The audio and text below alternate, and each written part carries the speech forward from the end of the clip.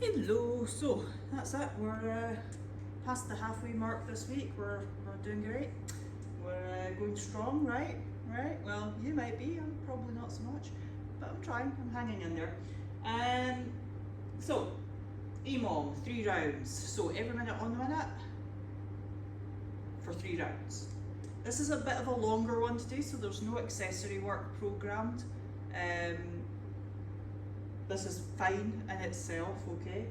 So, no, I can hear you going, oh, Anne, you love the accessory work. Go ahead and do 100 hollow rocks for time and come back to me. 100's now on the 100. 1 minute of ground to overhead, 1 minute of jump squats, floor presses, Russian swings, mountain climbers, bent over rows, plank hip twists, and then 1 minute's rest, okay? So you're going to count all your reps as you go through this entire round, and you're going to have 3 rounds of this with only 1 minute's rest in between. Now that means you're going to work for 7 minutes and then get 1 minute's rest, okay? Now, when you're counting all your reps, count all your ground to overhead, and when you move on to the jump squats, just keep counting. So say you get 21 ground to overhead, 22, 23, 24, 25 jump squats, so on and so forth, and just keep doing that all the way through. Right, so let's have a wee look at these different movements. So ground to overhead, it is what it says it is. It is touching the ground with something and then going overhead with it. So with a plate, fine. Okay, it could be anything though. If you've got a dumbbell that you want to hold like this, don't worry about touching it off the ground.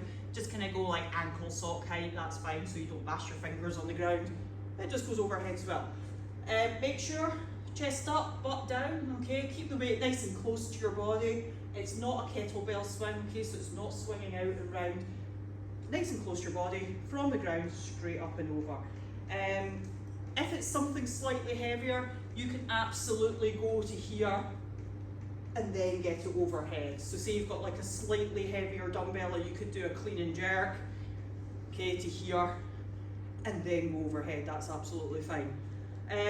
Jumping squats. I'll laugh at the things that I know you go, oh God, same things that I go, oh God, okay, so squat, jump. Okay, what's your squat depth with this? Quite often what happens is people's squats start to edge up. Make sure that it is actually, the squat is more important than the jump, let's put it that way. Floor presses, so you're going to get to lie down on the floor, and it's like a bench press, but you're on the floor. Let's go right that way. Okay, so feet flat on the floor, elbows on the floor at about 45 degrees, head down, and it is just that. Okay, so you're just pressing, like a bench press. Make sure your elbows touch the ground or your triceps touch the ground.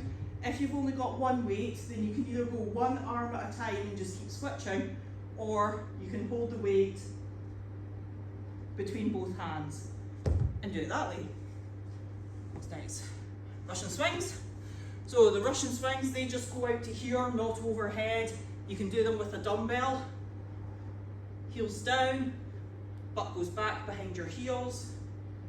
A nice strong extension of your hips and your knees. So bum goes back behind your heels as you lean over. Remember, your hands don't need to go any lower than knee height. Okay, so watch that you don't lean too far. Nice strong hip extension. You can do this with a kettlebell or really anything that you can hold on to between your 2 hands. For the mountain climbers, no kit, okay, just you and the floor. You put your hands on the floor in the plank position, and each time a foot comes forward, it taps the ground. Now you can switch feet if you like. Each time a foot comes forward, it's 1 rep.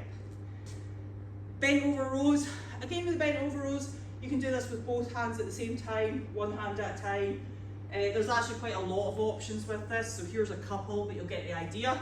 You can do it both hands, lean right over, elbows staying by your sides as you pull the weight up. So you're leaned right over, so you're not up here, right over, keeping your elbows in by your sides. Much like the floor presses, you can hold 1 weight between both hands. You could also lean on something to get that flat back position, okay? That's going to work with kettlebell, dumbbell, anything that you can grip in your hands. Each row is 1 rep for simplicity's sake. So if you're doing this with one hand, it would be 1, 2, 3. If it's both hands, it's still going to be 1, 2, 3. Okay, otherwise counting is going to get really weird. And then the plank hip twists. If you know, you know. And if you don't, you're about to find out. So plank hip twist, you're going to be on your elbows and your toes in a plank. Okay? So you're in a plank position with your butt down, and you're going to rotate your hips from one side to the other. So it's going to go 1, 2, 3, 4, 5, and so on. You'll be glad that you get a minute's rest after that one. So, this should be pretty good fun. Not really any need for any accessory work in there. I write these longer ones and they're full of sort of accessory work, like the bent over rows and the plank hip twists, and they're a lot of fun. So, see how you get on.